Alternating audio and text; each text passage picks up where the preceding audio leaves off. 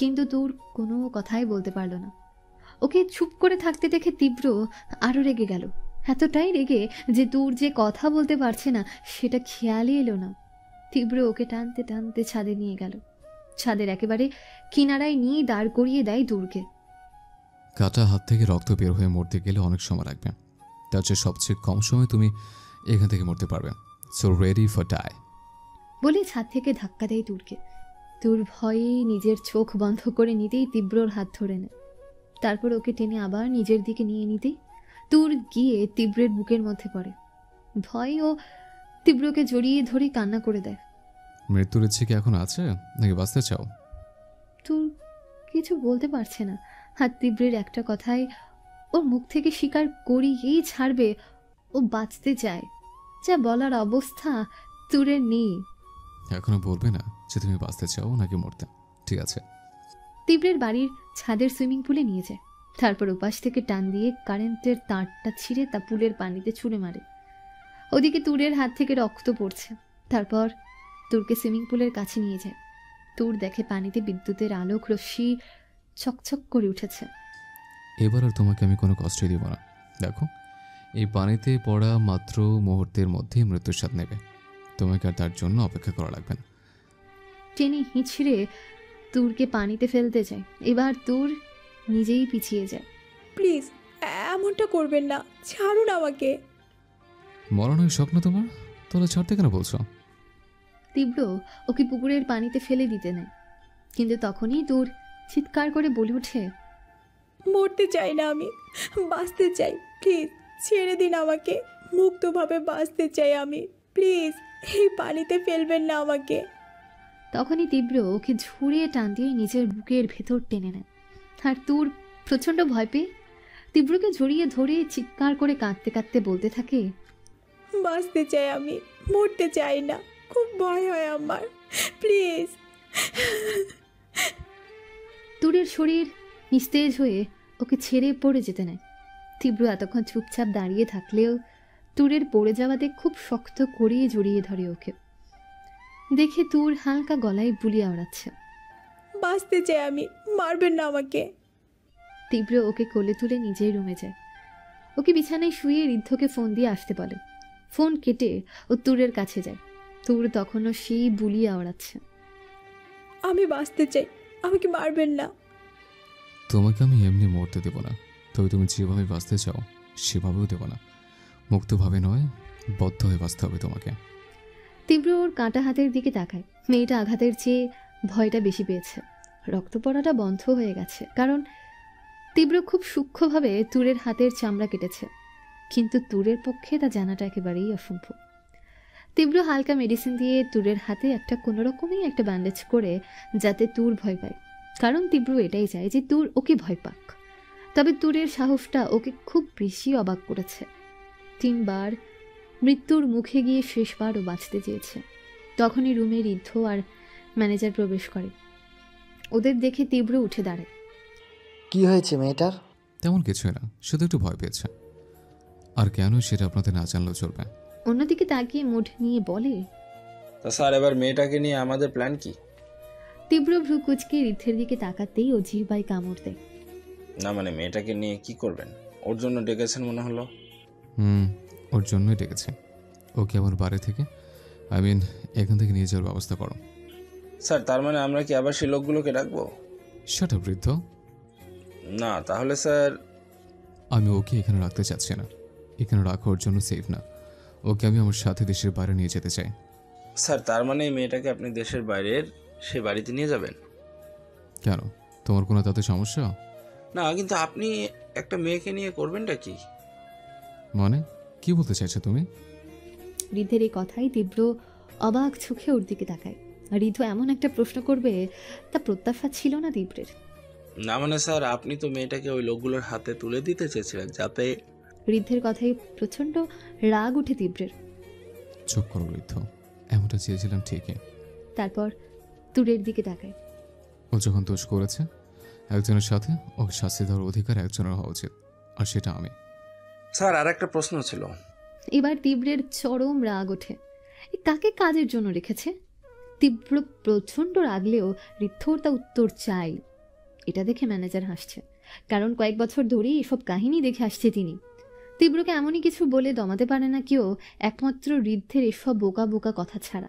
কারণ তীব্রের কাজে অনেক বেশি কনফিউজড, আর এই কনফিউশনে এমন প্রশ্ন করে যার উত্তর তীব্রের কাছে নেই। স্যার ওই লোকগুলো তো মেয়েটার সাথে খারাপ কিছুই করতো, কিন্তু আমার প্রশ্ন, আপনি কিভাবে একটা মেয়ের সাথে এমন করবেন? আর ওই মেয়ে কেন? আপনি তো কোনো মেয়ের সাথেই। ঋদ্ধ আর কিছু বলার আগেই তীব্র ওর গানটা ঋদ্ধের মাথায় তাক করে। আমাকে দেখে তোমার লেসবিয়ান মনে হচ্ছে নাকি? এটা না স্যার, ছি, আমি বলতে চাইছি আপনি তো নারী বিদ্বেষী, বরাবরই মেয়েদের সহ্য করতে পারেন না, তাই আর কি বলছি। কারণ আপনি কখনোই কোনো মেয়ের সাথে খারাপ কিছু করবেন না, তাই এই লোকগুলোর মতো কিছুই করবেন না। স্যার প্রশংসা করছি, এবার তো বন্দুকটা সরান। এবার আর তীব্র রাগ করে থাকতে পারল না, কোনো মতে নিজের হাসি চেপে রাখলো। স্যার আমি জানতাম আপনি আমাকে অনেক ভালোবাসেন, তাই আমাকে মারবেন না। মানে? আরে ভালোবাসা মানে ভাই বন্ধুদের মতো ভালোবাসা, তাই আপনি চাইলেও কিছু করবেন না। বাজে বকা বন্ধ করে আমার যাওয়ার ব্যবস্থা করো, নাও গেট লস্ট। ম্যানেজার আর ঋদ্ধ বেরিয়ে আসে। ওরা বেরিয়ে যেতেই তীব্র নিজের মনে হেসে ওঠে। সত্যি কয়েকটা মানুষের জন্যই ও বেঁচে আছে, তার মধ্যে ঋদ্ধও একটা। ছেলেটা ওর হাসির খোরাক ইচ্ছে করে এমন কথা বলে যে রাগও উঠে আর আবার হাসিও পায়। ওরা বাইরে বেরিয়ে ঋদ্ধ বলে উঠল, জোর বাচ্চা বেঁচে গেছি।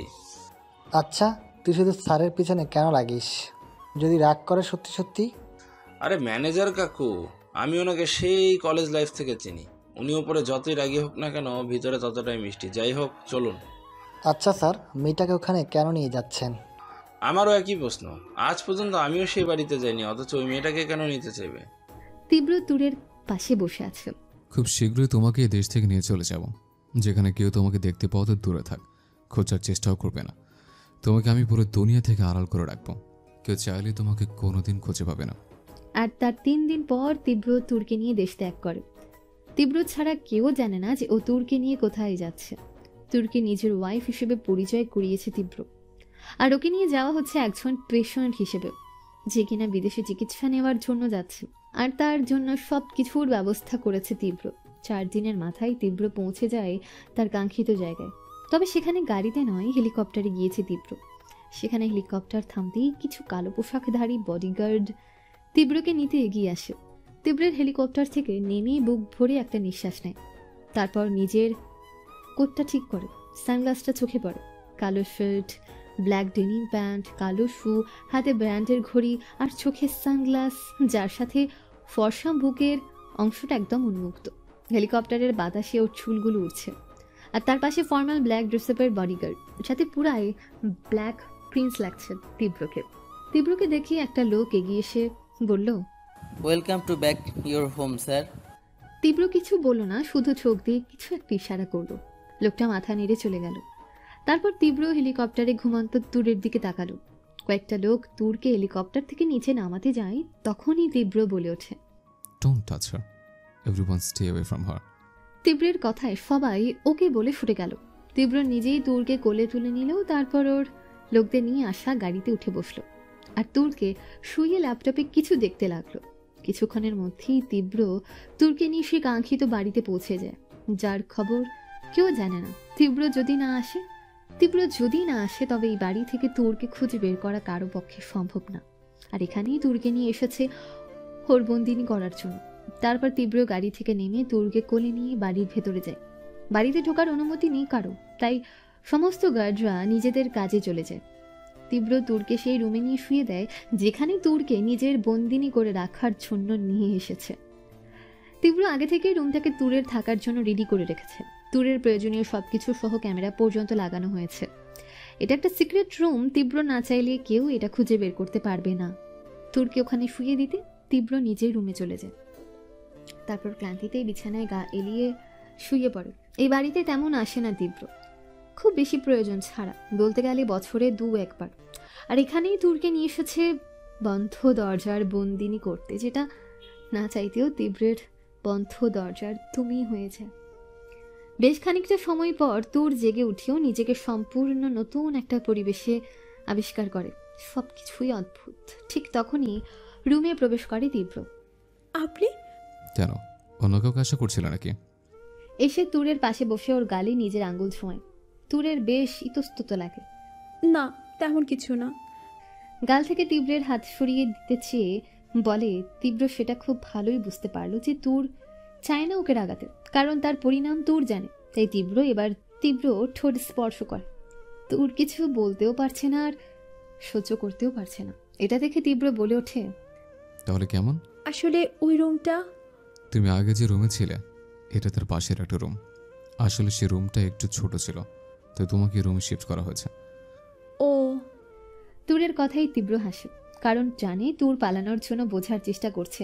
তাই ও নিজের মনেই বলল, আপনি নিজেও জানেন না আপনি সেই বাড়ি কেন, সেই দেশেও নেই, আর এখান থেকে যাওয়া আপনার জন্য সম্ভব না। তা তোমার এখানে থাকতে সমস্যা হবে? তাহলে আমি আগের রুমে। না না, তার দরকার নেই। এটা শুনে তীব্র তুরের দিকে আরেকটু এগিয়ে গেল। ওর খুব কাছে গিয়ে তুরের গাল দুটো ধরে বলল, এখানে থাকতে সমস্যা হবে না বুঝলাম, কিন্তু আমার সাথে। তীব্রের কথায় তুরের কলিজা শুকিয়ে এলো, চোখের কোণে পানি জমা হয়ে গেল। কিছু বলতে চাইলেও কিন্তু বলল না, পারল না বলতে। কান্নার বেগ আটকে রাখতে চাইল, যার কারণে ঠোঁটছোড়া প্রচণ্ড কাঁপছে তুরের কাঁপা ঠোঁটছোড়া বড্ড টানতে লাগলো তীব্রকে। তীব্র ওর এক হাতে ওর গাল ধরে তুরের দিকে এগোলো। তীব্র গরম নিঃশ্বাস তুরের উপর পড়তেই ও চোখ বন্ধ করে নিয়ে দু চোখের পানি ছেড়ে দিল। কিন্তু অদ্ভুতভাবে তীব্র ওর মুখে আলতো করে ফু দিয়ে ওর অশ্রুসিক্ত বন্ধ চোখ জোড়াই চুমু এঁকে দেয়। তীব্রের এমন বিহেভে দূর চোখ খুলে অবাক চোখে তাকায় তীব্রের দিকে। জানো তো, খোলা চোখের চেয়ে বদ্ধ চোখের নেশা বেশি হয়, আর যদি তা হয় অশ্রুসিক্ত তবে তার স্বাদ হয় অমৃত। আর তুমি সে অমৃতের ধারা দু চোখ দিয়ে বর্ষণ করে আমার সামনে নষ্ট করছো, এটা আমার দোষ কই? তুর কিছু বলবে ভেবে পায় না। তখনই তীব্র শুয়ে পড়ে তুরের পাশে। তুরকেও নিজের পাশে শুয়ে দেয়। তারপর ওর দিকে তাকিয়ে আরেকটু কাছে যায় তীব্র। ওর গালে নিজের নাক দিয়ে আলতো করে স্লাইড করতে করতে বলে, কি হলো, চুপ আছো যে? আমার সাথে কথা বলতে চাইছো না নাকি চিনে এখন? তোর কি বলবে ভেবে পায় না। তীব্র ওর আরো কাছে আসতে থাকে। তুরের এক হাত তীব্র নিজের হাতের ভাঁজে আটকে নেয়। তারপর তুরের গলায় মুখ ডুবাতে তুর পাথর হয়ে যায়। তুরকে কোনো পাথরের মূর্তি লাগছে।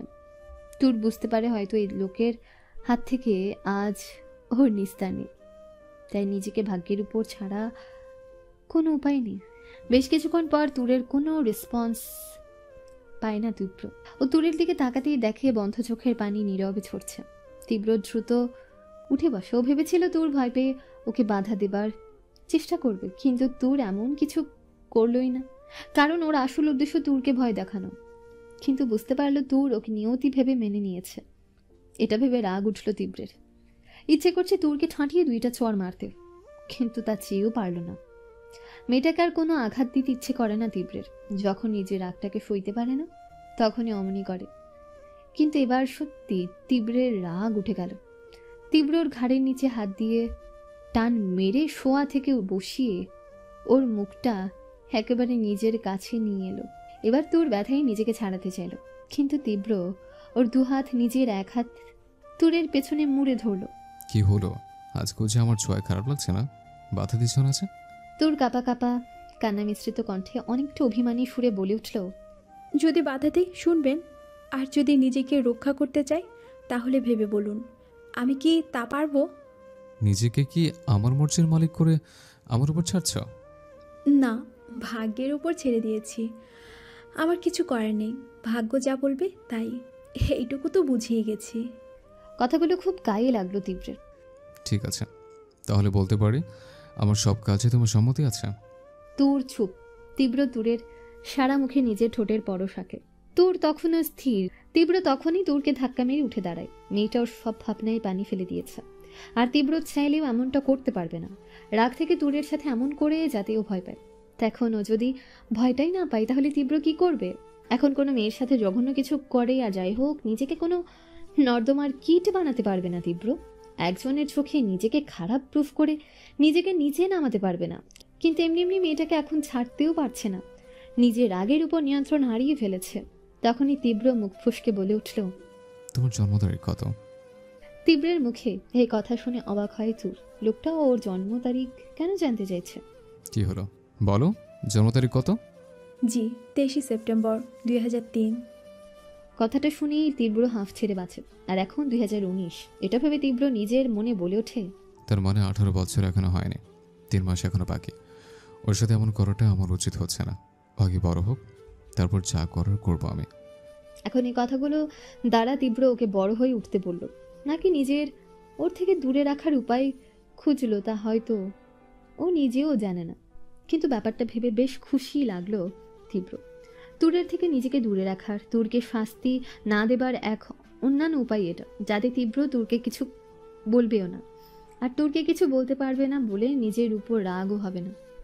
তাই রাত, তুমি এখনো ছোট, তাই বলছে এসব বড় বড় কথা আরেকদিন বলবে না। এটা শুনে তুর চমকে গেল। তীব্রের কাছে ওকে ছোট লাগছে। হ্যাঁ, মা বললে মানা যেত। আরেকটা কথা, তোমার নামটা তো বড় কেন? আর কোনো নাম নেই নাকি? কোনো শর্ট নেম বলো। তোর এখন থেকে এখানে থাকবে তুমি। কয়েক মাসের জন্য তোমার যা যা দরকার সব এখানে আছে, সো কাউকে তোমার লাগবে বলে মনে হচ্ছে না। তুর কিছু বলার আগেই তীব্র বেরিয়ে দরজা আটকে দেয়। সেখানেই তার বন্দিনীকে রেখে চলে গেল। তার বন্ধ দরজায় তুমি করে, আর তখন থেকে শুরু হয় তুরের বন্দি জীবন। তীব্র 3 মাসে কয়েকবার এখানে এসেছে। প্রথম মাসে শুধুমাত্র একবার এসেছিল, পরের মাসে তীব্র আসেনি, আর আসলেও বাকি 2 বা 1 দিন থাকে, যাতে তুরের কোনোই লাভ হয় না। বরং লোকটা থাকলে কয়েক ঘন্টায় ও দম বন্ধ হয়ে আসে। প্রথম প্রথম খারাপ লাগলেও পরে সেটা অভ্যাস হয়ে গেছে। তবে পরিবর্তনটা হয় শেষ মাসে। তীব্র তেমনভাবে তুরের সাথে কথা বলতো না, আর না এখানে এসে বেশিক্ষণ তুরের কাছে থাকতো, ওকে দেখেই চলে যেত। কিন্তু শেষ মাসে অদ্ভুতভাবে তীব্র বেশ কয়েকবার এসেছে। তুরের সাথে দেখা না করলেও এসেছে। তবে তুরকে সামনাসামনি দেখুক বা না দেখুক, ল্যাপটপে তুরের অবয়ব সবটা সময় তুরের সামনে ছিল, যেখানে তুরও বাধ্য মেয়ে হয়েছিল। এভাবেই কেটে গেছে তুরের 3 মাসের বন্দি জীবন। বর্তমান তীব্র এতক্ষণ গাড়িতে বসে বসে পুরনো কথাগুলো ভাবছিল। আসলে মেয়েটা আসার পর ওর লাইফের অন্যরকম একটা লক্ষ্য হয়ে গেছে। আগে বাঁচার কারণ না থাকলেও এখন ওই মেয়েটাকে বাঁচিয়ে রাখার জন্য বাঁচতে ইচ্ছে করে। নিজের সমস্ত কাজ শেষ করার পর 2-1 দিন অবসর পেলেই 1000 মাইল পাড়ি দিয়ে ওর কাছে আসতে ইচ্ছে করে। এখন আর কোনো সময় এমনিই কাটে না, সবটাই রাস্তায় কাটে। হয়তো ওকে দেখার ব্যস্ততা, নয়তো ওর কাছে আসার ব্যস্ততা। কিন্তু না যাওয়া সত্ত্বেও ওকে দেশে ফিরতে হবে। কিন্তু তীব্রের মন পড়ে রইল এখানে। ওদিকে তুর না একা একা বসে ভাবছে আবার কবেই লোকটা আসবে।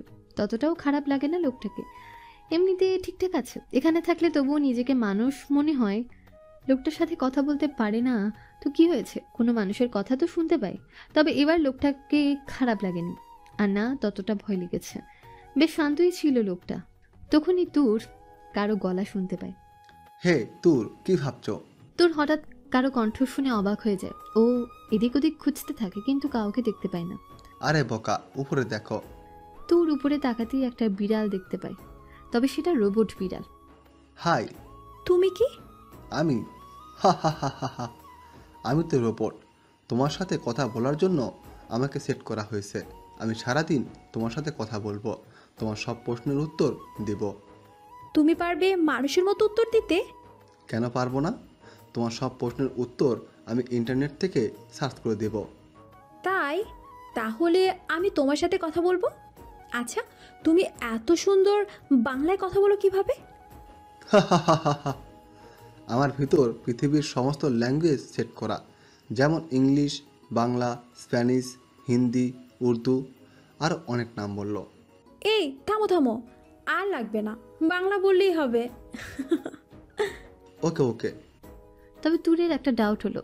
আচ্ছা দেখি তো, তুমি কতটা কি মানুষের মতো বলতে পারো? আমি জানতে চাই, কিস খাওয়ার ফিলিংস কেমন? তুমি কোন কিসের কথা বলছো? Lip kiss, flying kiss, hand kiss, life saving kiss? এই থামো থামো, এত কিছু আছে সেটা আমার জানা ছিল না। যাই হোক, আমি ওই আমি ওই আমি টাইটানিক মুভির সেই কিসে। Search Titanic movie. টাইটানিক মুভিতে অনেক কিস ছিল।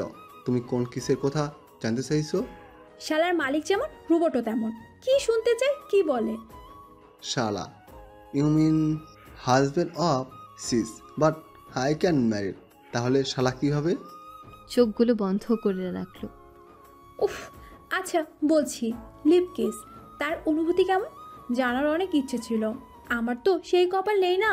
ভেবেছিলাম বিয়ের পর জানতে পারবো, কিন্তু সেটা হবে বলে মনে হচ্ছে না। তীব্র এতক্ষণ তুরকে ক্যামেরায় দেখছিল। ও রোবটটাকে ফিক্স করেছে যাতে তুর একা একা কথা বলতে না হয়, কিন্তু রোবটটাকে এমন প্রশ্ন করবে কে জানতো। আচ্ছা প্রশ্ন, এখন আমি ওখানে থাকলে তোমাকে হাতে কলমে বুঝিয়ে দিতাম। ওদিকে সার্চ লিপকিস। রসায়নের ভাষায় লিপকিস হলো লবণ পানি আদান প্রদান, যা করার মাধ্যমে ডোপামিন নামের এক পদার্থের নিঃসরণ হয় মস্তিষ্ক থেকে, যা থেকে এক প্রকার অনুভূতি হয়। ওকে ওকে, এইটুকুই যথেষ্ট। Any other information? No thanks. আচ্ছা তোকে একটা নাম দে, কি নামে ডাকবো? টুকটুক। তোমায় আজ থেকে টুকটুক নামে ডাকবো। টু ওকে সেই। তারপর ওদের কথা শুনে তীব্র হাসতে হাসতে শেষ। তুর যে এমন কথা বলতে পারে তার কোনো ধারণা নেই তীব্রের। এতদিন একবারও মনে হয়নি তুর এসব কিছু ভাবতে পারে। নিতান্তই বাচ্চা মেয়ে। আমি কি বলে জানতে ইচ্ছে হতেই পারে। 2 দিন পর SR medical college and hospital. বাংলাদেশের সুনামধন্য এই হাসপাতালে সবসময় ব্যস্ত সময় পার করে সবাই, কিন্তু এখানের একজন মানুষ আছে যার কাছে এটা হসপিটাল নয় বরং কোনো ফ্যান্টাসি কিংডম মনে হয়। তার পরিচয় হলো সেখানের সিনিয়র ডক্টরদের মধ্যে সবচেয়ে বেস্ট ডক্টর, কিন্তু তার সাথে কথা বলে কেউ বুঝবেন না সে আদৌ ডাক্তার কি না। বরাবরের মতো সে আজও রুগী ভিজিট করতে যাচ্ছে, তখনই একটা মেয়ে তাকে পিছন থেকে ডাক দেয়, ডক্টর রায়হান, কোথায় পালাচ্ছেন আপনি? এটা শুনে ডক্টর রায়ানের পা থেমে যায়। কে ডাকলো সেটা দেখার জন্য পিছনে তাকাতেই একটা বাঁকা হাসি ফুটিয়ে তোলে। তারপর মেয়েটার গাল টেনে একটা চুমু দেয় গালে, তারপর বলে, ডক্টর রায়হান কখনো কোনো কিছুতে ভয় পায় না, ঠিক আছে? আর তার গার্লফ্রেন্ডের ব্যাপারে তো একটুও না। প্লিজ পাবলিক প্লেসে এমন করো না, লোকে কি বলবে দেখলে। সেটা জেনে আমি কি করব? হে মিস্টার বয়ফ্রেন্ড, এতদিন পর আমার কাছে এসেছো অথচ খালি হাতে। Hate you. ডক্টর এসআর তার গার্লফ্রেন্ডের সাথেই খালি হাতে দেখা করতে আসবে? Not fair. তারপর ওর হাতে একটা চকলেট বক্স দেয়। মেয়েটা চকলেটটা পেয়ে খুশিতে লাফাতে থাকে। ঠিক তখনই সেখানে ইনচার্জ শিপলা আসে, এসে ওকে জড়িয়ে ধরে। এই কি করছো? ছাড়ো আমাকে। আরে এস আর কি বলবো বলো তো, তুমি এমন যে তোমাকে দেখলে বিড়ালের বাচ্চা মতন লেপ্টে থাকতে ইচ্ছে হয়, তা এতদিন পর। এতদিন কোথায়? মাত্র 4 দিন। ও কামন এস আর, তোমাকে ছাড়া একদিন বছরের মতন মনে হয়। By the way, you are looking so handsome. Oh come on Shipla, সেটা আমি জানি, তবে তুমি জানো তোমাকেও আজ খুব। Excuse me doctor Raihan, you are my BF, so don't flirting with other girls, okay? এটা শুনে শিপলা পাশে তাকায়। একটা 11 বছরের একটা মেয়ে ওকে সব কথা শোনাচ্ছে। তুমি এখানে কি করছো? তুই না, তোমার তো এখন বেড়ে থাকার কথা। তুমি আমার বিএফ এর সাথে ফ্ল্যাটিং করবে আর আমি চুপচাপ দেখবো? Never. Mister BF, give me a kiss. তুইনার কথা শুনে ডক্টর রায়হান ওর গাল কিস করে। এই কিসটা তুমি শিপলা আন্টির গালি করতে পারবে। রায়হান ওর দিকে তাকিয়ে মাথা নাড়িয়ে না বলে, দেখলে মিস শিপলা আন্টি, উনি তোমায় কিস করবে না, আর তুমিও তোমার বিএফ এর কাছে যাও যাকে সেদিন তুমি কিস করেছো। সো আমার বিএফ এর থেকে দূরে থাকো। Mister BF, come with me. তারপর কি মনে করে নিজে রায়হানের হাত ধরে নিয়ে যেতে লাগলো। কি হলো গার্লফ্রেন্ড? ওর সাথে আমার কাজ আছে। কি কাজ আছে তা আমি জানি, আর তুমি জানো না নিজের বিএফ কে কোনো চুড়েলের সাথে ছাড়তে নেই। রায়হানের বেশ মজা লাগছে, আর শিপলার গা জ্বলে যাচ্ছে এই পিচ্ছি মেয়েটা এতটা পাকনামি করে যে শিপলাকে রায়হানের কাছে আসতে দেয় না। ওদিকে রায়হান আর তুই না হাসতে হাসতে শেষ। ধন্যবাদ জিএফ আমাকে বাঁচানোর জন্য। ওয়েলকাম আমাকে চকলেট দেওয়ার জন্য, কিন্তু তুমি কেন ওই চুড়েলের সাথে ফ্ল্যাটিং করো? হ্যাঁ, একটা মিষ্টি মেয়েকে দেখিয়ে প্রেম করতে পারো না? আর কত বাঁচাবো আমি তোমাকে ওই চুড়েলের হাত থেকে? মিষ্টি মেয়ে দেখছি তো গার্লফ্রেন্ড, খুঁজছে কিন্তু পাচ্ছি না। এখন কার সাথে ফ্লার্টিং করব? আমার সাথে করবে। তুমি তাড়াতাড়ি কাউকে খুঁজে নাও, না হলে আমি বড় হই তোমাকে বিয়ে করে নেব। আমি রাজি। আমিও রাজি, কিন্তু বাবাই বললো তোমার সাথে নাকি আম্মুকে ভালো বানাবে। এটা শুনে রায়হান, আচ্ছা যাও তুমি, আমার কাজ আছে। তারপর রায়হান চলে গেল আর তুই না। রায়হান একটা পেশেন্টের কেবিনে ঢুকলো, সেখানে অলরেডি একজন ডক্টর ছিল। রায়হানকে দেখে বলে উঠল, আরে আপনি এখানে? এখানে এখন বাইরের লোক এলাও না। ডক্টর অরুণ, আপনি ভুলে যাচ্ছেন আমি একজন ডক্টর। ও সরি, আপনি এই কেবিনে এসেছেন, আমি ভাবলাম ডক্টর না হয়তো পেশেন্টের গার্জিয়ান এসেছে। অরুণ, সবসময় কেন মজা করিস? করি কি আর সাধে? তোর মতো একজন মানুষ শুধু শুধু কেন পড়ে আছে সেই সামান্য ডাক্তার হয়ে? আমি না হয় পেশা হিসেবে করছি। আর আমি আমার পেশেন্টের জন্য, because I like this profession, আর এটা আমার হবি। তোর জায়গায় আমি হলে? সেটা জেনে আমার লাভ নেই। কেমন আছে ও? জানি না, নিজেই দেখে নে। তখনই রুমে তুষা প্রবেশ করে। আরে তুই কখন এলি? এই এলো আর একজন। বিরক্তি দিয়ে বলল, সমস্যা কি তোমার অরুণ? অরুণ আর কিছু না বলে বেরিয়ে যায়। সেটা দেখে তুষা বলল, জানি না, হয় কি ওর? নিজের উডি তার সামনে যদি অন্য ছেলের প্রশংসা করে, এটাই স্বাভাবিক। তুইও না? সত্যি বলছে, তুই এর উপর অন্যায় করছিস। ও কিন্তু ছেলের সাজে মেয়ের জন্য পাগল। আচ্ছা আচ্ছা আচ্ছা, পরে আরেকটু আদর করে দেবো। হয়েছে? হুম। আচ্ছা তুই কবে ফিরলি? গতকাল রাতে। তুই ইদানিং বেশি কোথাও যাচ্ছিস না? এর আগে তো কখনো কোথাও যাসনি। কাজ ছিল, বিজনেসের কাছে গিয়েছিলাম। কিন্তু বললাম তো কাজ ছিল। তুষার কিছু বলতে পারে না। কারাহান গিয়ে বেডে থাকা ছেলেটার মাথায় হাত বুলিয়ে দিয়ে বলল, কেমন আছে তায়ান? তুষা একটা দীর্ঘশ্বাস ছেড়ে বলে, ঠিক আগের মতন। তাহানের তেমন কোনো রেসপন্স নেই। আচ্ছা তাহান কি কখনো সুস্থ হবে না? তায়ানকে সুস্থ হতে হবে। ওর খুব বড় একটা জিনিস আমার কাছে আমানত হিসেবে আছে, যা আমি ওকে ফিরিয়ে দিতে চাই।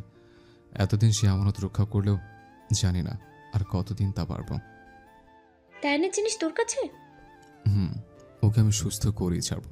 তারপরে তায়ানের রিপোর্ট নিয়ে বেরিয়ে যায়। কিন্তু ওর কথায় কেমন জানি ঠেকলো তুষারের, কিন্তু কিছু বুঝলো না। রায়হান হাসপাতালে সবার সাথে দেখা করে নিজের কাজ শেষ করে নিজের কেবিনে যায়। ঠিক তখনই ওর ফোনে কল আসে। ডক্টরে স্যার, আপনি তো ডাক্তারিতে ব্যস্ত হয়ে গেলেন, কিন্তু এখন এসব কাজকে আমি একা কিভাবে করবো স্যার? ফোন নিতে বোঝে এ আর কেউ না, তার একান্ত জোকার পিয়ে ঋদ্ধ। আমাকে যদি সব করতে হয় তাহলে তুমি আছো কেন? স্যার আমি সব কিছু রেডি করে রেখেছি, কিন্তু আপনাকে ওখানে উপস্থিত থেকে সাইন করতে হবে। কিন্তু প্লিজ স্যার, আপনি মিস্টার আলমের সুন্দরী পিয়ে চিত্রাকে চেনেন না। দেখতে যেমন হট তেমনি ঋদ্ধ। না মানে ওর সামনে গেলে আমার হাঁটু কাঁপে। আর মেয়েটাও তেমন গায়ে পড়া, আমাকে দেখলে গিলে খায়। সেটা যদি আমার জিএফ জানতে পারে তাইলেই ব্রেকআপ। Please sir. ঋদ্ধ, কবে জানি তোমাকে চাকরি থেকে বরখাস্ত করে দেয়। ওকে, কিন্তু এখন আসুন। তারপর তীব্র ফোনটা কেটে দেয়। হ্যাঁ, ওই হলো ডক্টর রায়হান, তীব্র রায়হান। কিন্তু সেটা কেউ জানে? সবাই ওকে ডক্টর রায়হান হিসেবে জানে। তীব্রের সব কিছু আলাদা আলাদা। ওর একটা দুনিয়া আরেকটা দুনিয়া থেকে আলাদা। আর ওর সবচেয়ে ভয়ঙ্কর দুনিয়ায় বাস তুরের। তুর হলো একমাত্র মানুষ যে তীব্রের আসল রূপটা দেখেছে, আর সবাই ওর দেখানো রূপেই বিশ্বাসী। ঘুমিয়ে আছে তুর। ঘুমের মাঝেই তুর নিজের উপর কাউকে ফিল করলো। তুর চোখ খুলে তাকাতে দেখে চারদিক অন্ধকার হয়ে রয়েছে। তুর চারদিক দেখে উঠে বসতে ধরলেই কেউ ওর দুহাত বিছানায় ছিপে ধরবে। বুকটা ধক করে ওঠে তুরের। ও কিছু বলতে যাবে তখনই কেউ ঠোঁটে আঙুল দিয়ে চুপ করিয়ে দেয়। ভয়ে ভয়ে তুর বলে উঠল, কে? লোকটা তুরের আরো কাছে যায়। লোকটার নিঃশ্বাস তুরের উপর পড়ছে। তুর নিজেই কেঁপে উঠছে। কে আপনি? কে হতে পারে? কাকে আশা করছো তুমি? তীব্র, আপনি? এটা শুনে লোকটা তুরের বুকের উপর মাথা দিয়ে তুরের হার্টবিট শোনে। তারপর গভীর একটা নিঃশ্বাস নিয়ে বলে ওঠে, তীব্র ছাড়া তার বন্ধ দরজার বন্ধনের কাছে কে আসবে? কার হাতে সাহস? তোরকে ছোঁয়ার অধিকার শুধু তার তীব্রের। কিন্তু তুর কিছু বলতে চায়, কিন্তু তীব্র আবারও বাধা দেয় তুরকে। কেন করছেন এমন? যদি বলি ভালোবাসি তোমাকে। আপনি ভালোবাসেন আমাকে? সত্যি? কেন বিশ্বাস হয় না? মাথা নাড়েই তুর। তখনই তুরকে কাছে টেনে ওর ঠোঁটে ঠোঁট রেখে ভালোবাসার পরশ বুলিয়ে দেয়। তুরের সাথে কি হচ্ছে কিছুই বুঝতে পারছে না। তুরের কানে শুধু তীব্রের বলা ভালোবাসি কথাটা বাজছে। সত্যি কি তীব্র ওকে ভালোবাসে? সত্যি কি তীব্র তুরকে তার বন্দি দরজার বন্দিনী না, বন্দি দরজার তুমি করতে চায়? তখনই তুর এই তোর নন স্যার টুকটুক ডাকে তুর লাফিয়ে ওঠে। তীব্র? তীব্র? কই তীব্র? ভালোবাসি বললো, কই ও? তুর আশেপাশে তীব্রকে খুঁজতে থাকে। তোর এখানে তীব্র নেই। আমি তো তোমাকে ইমোজিং করতে বলেছি, তাই তুমি করেছো। এই, আমি তোর থেকে কিস খেতে কেমন লাগে জানতে চাইছি, তাই তুই তীব্রর কথা বলে বলে আমার মাথা খারাপ করে দিচ্ছিস। তোকে তো আমি তোর আমি রোবট, আর আমার পাওয়ার ইনফরমেশনের মতে তুমি যদি নিজ থেকে কাউকে কিস করো তাহলে সেই ফিলিংসটা তুমি ভালোভাবে বুঝতে পারবে, কেননা ফিলিংস কখনো বর্ণনা করা যায় না। তাই বলে তুই আমাকে কিস করতে বলবি, তাও ওই লোকটাকে? আমি কিভাবে ওই লোকটাকে কিস করব? কেন পারবে না? তুমি একটা মেয়ে আর তীব্র একটা ছেলে। আরে ওটা তো কম্পিউটারের প্রোগ্রাম নয়, ওটা মনের ব্যাপার। চাইলে যাকে তাকে করা যায় না, শুধু ভালোবাসার মানুষকেই দেওয়া যায়। কিন্তু তীব্র তো সে নয়। আচ্ছা, তীব্রর কি কোনো গার্লফ্রেন্ড আছে? জানি না, কেন? তাহলে ওকে নিজের বিয়ে বানিয়ে নাও। ওইটা শুনে তোর বসা থেকে উঠে দাঁড়ায়। এই তুই কি বলছিস? ওই লোকটাকে আমি নিজের বয়ফ্রেন্ড বানাবো? কেন, তাতে কি? আমার তো মনে হয় উনি তোমাকে ভালোবাসে। এটা শুনে তোর একটা চুপ থাকে, তারপর না বোঝার ভান করে বলে, তুই বেশি জানিস উনি আমাকে ভালোবাসে? এত বাজে কথা বললে না। তারপর আবার কি ভেবে বলে, আচ্ছা তোর কেন মনে হলো উনি আমাকে ভালোবাসে? না মানে আমি জানতে চাইছি কেন মনে হচ্ছে? এটা আদৌ সত্য না হতে পারে। রোবট বলে বুঝছে না, কিন্তু মানুষ হলে ঠিকই বুঝতে পারতো যে তোর কি পরিমাণ ছটফট করেছে প্রশ্নের উত্তর জানার জন্য। আসলে রোবটের সাথে এই 2 দিন তোর তীব্রকে নিয়ে এতটা কথা বলেছে যে ওর মনে তীব্রের জন্য অন্যরকম একটা চাওয়া তৈরি হয়েছে। কি রে, বলছিস না যে? বল, তুই কি করে বুঝলি উনি আমাকে ভালোবাসে? ওকে, আমি যা যা জিজ্ঞেস করব তার উত্তর তুমি দেবে আমাকে, তারপর আমি বলবো। ওকে। তীব্র কি তোমার সব কিছুর খেয়াল রাখে? আমার কোনো কিছুর অভাব তো উনি রাখে না। তীব্র কি তুমি আঘাত করে? আগে করতো, কিন্তু এখন তো করে না। তীব্র কি আদর করে? এটা শুনে তুরের কাশি উঠে যায়। আদর তা মাঝে মাঝে একটু একটু করে, মানে ওভাবে না। কিন্তু আমি ঘুমিয়ে থাকলে মাঝে মাঝে মাথায় হাত বুলিয়ে দেয়, কিন্তু আমি বুঝেও না বুঝার ভান করি। Answer 90% positive. Answer 90% positive. তীব্র ইজ ইন লাভ উইথ তোর। তীব্র ইজ ইন লাভ উইথ তোর। এই চুপ, একদম চুপ। এতে কিভাবে বোঝায় উনি আমাকে ভালোবাসে? ইউ আর লিটল বেবি টুর। আমার পাওয়ার ইনফরমেশন অনুযায়ী তীব্র তোমাকে ভালোবাসে। কিভাবে? তীব্র তোমার খেয়াল রাখে, তোমায় কষ্ট দেয় না, তোমাকে সিনেমার হিরোর মতো আদর করে, তার মানে ও তোমাকে ভালোবাসে। আমি যতগুলো মুভি সার্চ করেছি সবাই একই ইনফরমেশন দিয়েছে আমাকে। তাই? টুকটুকের কথা শুনে একদম শান্ত হয়ে গেল তুর। তাহলে সত্যি কি লোকটা আমাকে ভালোবাসে? না হলে কেনই বা একটা মেয়েকে এভাবে আটকে রাখবে? কি লাভ তার? যদি খারাপ কিছু করার জন্যই এনে থাকবে তাহলে এতদিন তো করতেই পারতো, কিন্তু তিনি তো তা করেনি। কিন্তু এটাও বলেছেন যা হবে তা আমার সম্মতিতেই হবে, কিন্তু আমি বা রাজি হব কেন? আর উনি বা আমার মতামত নিতে চাইবেন কেন যদি আমাকে নাই ভালোবাসেন? তারপরও একটা প্রশ্ন থাকে, তাহলে উনি কেনই বা বলল আমাকে উনি বিয়ে করবেন না? এটা কেমন ভালোবাসা যার কোনো প্রকাশ আছে আর না কোনো নাম? যেটা আছে সেটা শুধুই চাওয়ার কথা, কিন্তু সেটাও জোর করে নয় কেন? আসলে কি চায় লোকটা? আমাকে নাকি ভালোবাসা? কথাগুলো নিজের মনে ভাবতে থাকে তুর, কিন্তু কিন্তু কিছুতেই কিছু মিলাতে পারছে না। বিবেকের বিচারে তীব্রকে অপরাধী লাগছে তুরকে জোর করে আনার জন্য, কিন্তু মনের কাছে যখন জিজ্ঞেস করেছে তখন মনে হচ্ছে হয়তো তীব্র নিরপরাধ, কারণ জোর করে আনলেও কোনো খারাপ কিছু করতে চায়নি ওর সাথে। হ্যাঁ, অনেক কষ্ট দিয়েছিল, কিন্তু তুর নিজের ক্ষতি করতে গিয়েছিল তাই। তাহলে কি তীব্র সত্যি সত্যি ভালোবেসে ফেললো? তোর তোর no reply, no reply. Answer is messaging.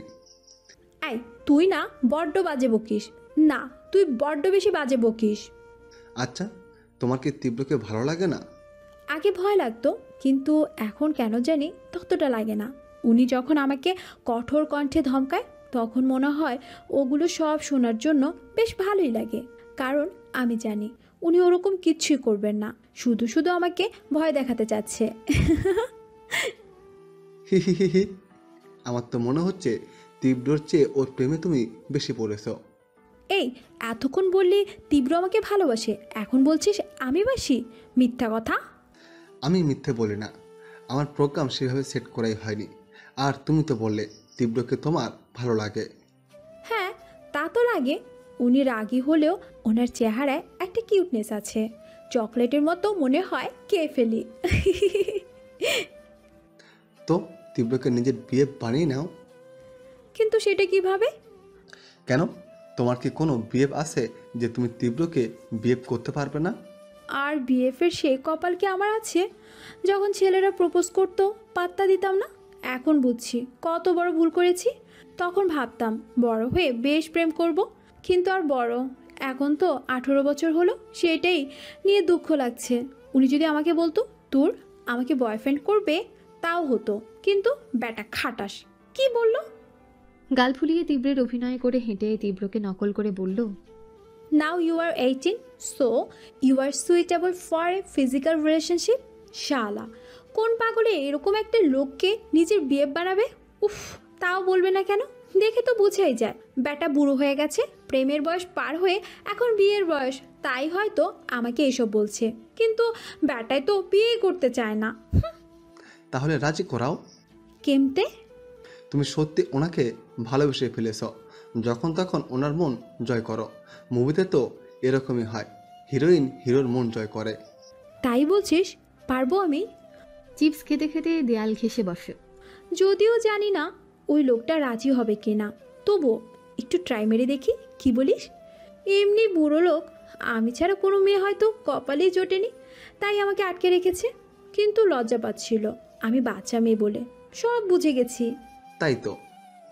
ইস, এবার সত্যি নিজেকে সুন্দরী বলে মনে হচ্ছে, একদম আলিয়ার মতো। আয়না থাকলে একটু দেখে নিতাম নিজের চেহারা।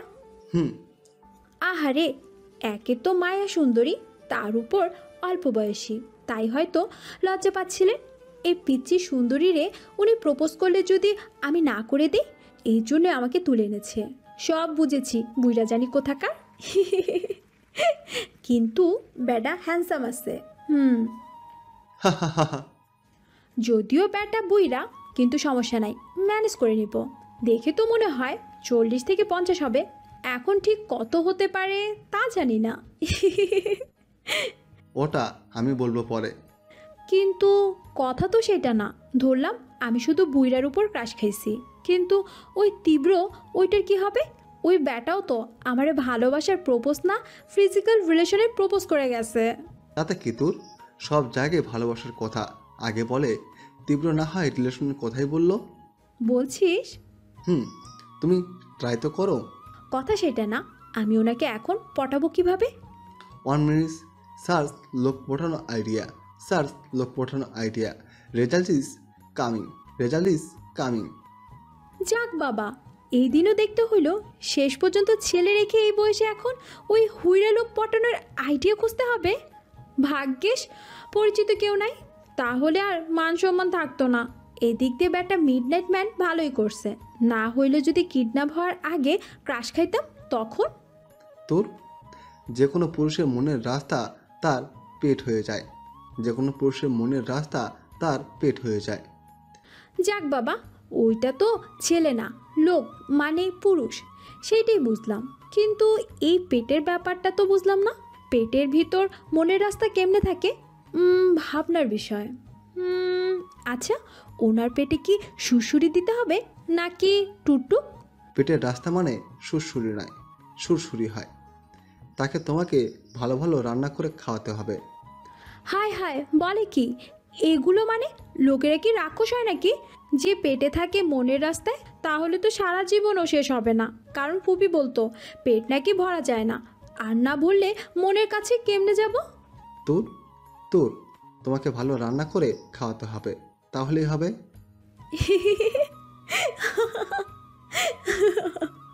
তাহলে আমি কোনোদিনই মন পাবো না, কারণ আমি রান্নাও করতে পারি না।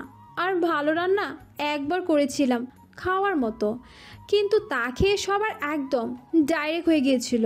ছ্যা, সে কি কাণ্ড! তাহলে উপায়? সেটাই তো। একটা কাজ করো, তোমার বদলে ওকে রাখতে বলো, তারপর তুমি তাকে খাইয়ে দিও, ব্যাস। তাই বলছি, যদি না খায়? ভালোবাসলে ঠিক খাবে। তাইলে এখন শুধু ওনার আসার অপেক্ষা। এবার মনে হয় তোর আর সিঙ্গেল থাকবি না, এই বুড়োর গার্লফ্রেন্ড হয়ে যাবি। এভাবে কেটে যায় প্রায় 15 দিন। তীব্র নিজের কাজ নিয়ে ব্যস্ত, এতটাই ব্যস্ত হয়ে পড়েছে তুর কি করে না করে সেটা শোনার সময় তীব্রেরও হয় না। ও রোবট ক্যাটটাকে এজন্য রেখেছে যাতে তুরের একা একা না লাগে, আর এদিকে ও সম্পূর্ণ ব্যস্ত, বিশেষ করে তায়ানের জন্য, কারণ তায়ান ওর জীবনের সবচেয়ে আপন, ওর বেস্ট ফ্রেন্ড। রক্ত সম্পর্ক না থাকলেও সেটা রক্তের চেয়েও বেশি, কারণ তীব্রের বাবা মারা যাবার পর তায়ানই ছিল তীব্রের সঙ্গী। তীব্র যখন খুব ছোট তখন ওর মা মারা যায়, তখন তায়ানের মা কাছেই ও তায়ানের সাথে থাকে। ও ডক্টর হওয়ার ইচ্ছায় মেডিকেলে পড়তে যায়, কিন্তু কলেজে থাকা অবস্থায় ওর বাবাও মারা যায়। তখন তাদের বিজনেস ম্যানেজারই সামলেছে, আর তীব্র নিজের পড়াশোনায়। তীব্র যতই ম্যানেজারের সাথে রাগ করুক, অনেকটা গুরুত্বপূর্ণ ওর জন্য ম্যানেজার, যদিও তার প্রকাশ নেই ওর। আর ওর বাবা মারা যাবার পর সবচেয়ে পাশে থেকেছে যে ব্যক্তি, সে হচ্ছে ছোটবেলার সঙ্গী তায়ান। আর তীব্রের কাছে তুরই সে মেয়ে যে যার জন্য তার কলিজার বন্ধুর এই অবস্থা। তাইও তায়ানকে বাঁচানোর আপ্রাণ চেষ্টা করছে, তাই ওর সব কিছু ফিক্স করে বিদেশি সমস্ত ডাক্তারদের সাথে, তাই এতটা ব্যস্ততা।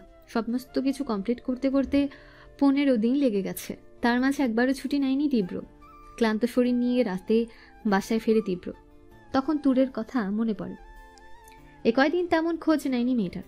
তীব্র ল্যাপটপ অন করে দেখে তুর ঘুমিয়ে আছে। তীব্র জুম করে তুরকে দেখতে থাকে। প্রথমে ওকে খারাপ লোকদের হাতে তুলে দিতে চাইলেও এখন তীব্রের অন্য কিছুই যায়। তখন তীব্র ঋদ্ধকে ফোন দেয়। জি স্যার, বলুন। আমার এদিকে সমস্ত কাজ গোছানো শেষ, আমার যাওয়ার ব্যবস্থা করো। Okay sir. আর হ্যাঁ, তুষাকে ফোন করে বলো যেন তায়ানের খেয়াল রাখে। বলে ফোনটা কেটে বিছানায় ফেলে দেয়। পরের দিন তীব্র রাতে তীব্রের চলে যায় তুরের উদ্দেশ্যে। আর ওদিকে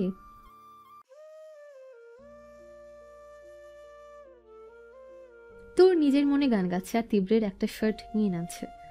কথায় আছে না, একসাথে থাকতে থাকতে মানুষের প্রতি এমনি এমনি মায়া এসে যায়। আর সেখানে তীব্রের সাথে আছে 3 মাস। সেদিন টুকটুকের সাথে কিসের কথা বলার পর টুকটুক নিজের ফাংশনালভাবে তুরকে সব কিছু এমনভাবে বুঝিয়েছে যে না চাইতেও তুরকে বাধ্য করেছে তীব্রকে নিয়ে ভাবতে। আর এই বয়সের মেয়েরা সাধারণত এই ব্যাপারে বেশি সেন্সিটিভ নয় এসব ফিলিংসে। আর টুকটুক নিজের ফাংশনের নিয়মে বুঝিয়েছে তুর তীব্রকে ভালোবাসে। আর দিনের পর দিন এটা ভাবার পর তুরের মনেও এটা পেয়ে বসেছে সত্যি তীব্রকে ভালোবাসে। প্রথম ভালোবাসার প্রথম ফিলিংস এটা তুরের কাছে সব কিছুতেই অন্যরকম মাদকতা লাগছে তুরের। আজ সব খারাপগুলোও যেন ভালো লাগছে। নিজেকে দেখতে ইচ্ছে করছে তুরের, কিন্তু পারল না, কারণ কোথাও আয়না নেই। কিন্তু তবুও নিজেকে পরিপাটি করতে ব্যস্ত তুর। ও জানে না তীব্র কবে আসবে, কিন্তু অপেক্ষার প্রহর যেন কাটছে না। যার আশার ভয় একদিন একদিন তটস্থ থাকতো, আজকে যেন শুধু তার আশার অপেক্ষা। বলো বলো। তীব্র নামটা খুব সুন্দর, তাই না? আর দেখ দুজনের নামের মধ্যে কতটা মিল। আমি তোর, ও তীব্র। উনি তীব্র, আমি তোর। তীব্র তোর। ওনার নামের মতো ওনার মধ্যেও একটা ব্যাপার আছে, তীব্রতার। দিল ছো দেয়া রে, নাজর জো তেরি লাগে মে দিয়ানি হো গয়া, দিয়ানি হো দেওয়ানি, দেওয়ানি হো গয়া, মাশহুর মেরে ইশকো কি কাহানি হো গয়া। Sorry mistake. আমার প্রেমের কাহিনী সবাই কেমনে জানবে? আমি তো বন্ধ দরজার দেওয়ানি। আমার দেওয়ানা বুইরা অপেক্ষা করছে। তবে বুঝলাম না একটা কথা, আমি 50 থেকে 60 বছরের বুইরার প্রেমে কেমনে পড়লাম? তবে যাই হোক, ওনাকে দেখতে ওনার বকা, এমনকি ওনার থাপ্পড়গুলো সেম। আর সবচেয়ে বেশি ভালো ওনার আদরগুলো। কথায় আছে না, যাকে ভালো লাগে তার খারাপটাও ভালো, আর ভালোটার জন্য আর ভালোটার তো কথাই নেই। আর যাকে খারাপ লাগে তার গুণ হারিকেন দিয়ে খুঁজলেও পাওয়া যায় না। তুরের হয়েছে সেই দশা। ও এখন ওর খেয়ালে আছে। তারপর তোর নিজের মতো কাজ করতে করতে কখন ঘুমিয়ে গেল নিজেও জানে না। তোর ঘুমিয়ে আছে, হঠাৎ ওর ঘুম ভেঙে যায়। আর চোখটা খুলতেই দেখে ওর পাশেই তীব্র দেয়াল ঘষে এক হাঁটু উঠিয়ে ঘুমিয়ে আছে। এটা দেখে তোর তীব্রের দিকে অনেকক্ষণ তাকিয়ে থাকে। তারপর আস্তে আস্তে ওরা কাছে গিয়ে ওর গালে হাত রাখে। প্রতিদিন শুধু স্বপ্নে কেন আসেন? আপনি এখানে আসবেন কবে? জানেন কতটা অপেক্ষা করে আছি আপনার জন্য? বলেই তীব্রের গালে একটা চুমু খায়। হঠাৎ এমন স্পর্শে তীব্রের ঘুম ভেঙে যায়। ওই এয়ারপোর্টে থেকে সোজা তুরকে দেখতে আসে। অনেকটা ক্লান্ত থাকার কারণে আর যাওয়া হয়নি, ওখানেই বসে বসে শুয়ে পড়েছে। আর ওদিকে তুরের সেই কিস খাওয়ার ফিলিংসের কথা মনে হলো। এর চেয়ে ভালো সুযোগ আর কি হবে? তোর স্বপ্ন হলো কিসটা করে দে, বাস্তবে পরে খাস, আগে স্বপ্নে কর, দেখ কেমন লাগে। তীব্র দেখে লোভাতেও দৃষ্টিতে তুর ওর দিকে এগিয়ে আসছে। এটা দেখে তীব্র চোখ কচলে ভ্রু কুচকে ওর দিকে তাকায়। কি হচ্ছে? আমি না আপনাকে চুমো খাবো। খুব মিশ্রিত মাতাল কণ্ঠে বলল, মানে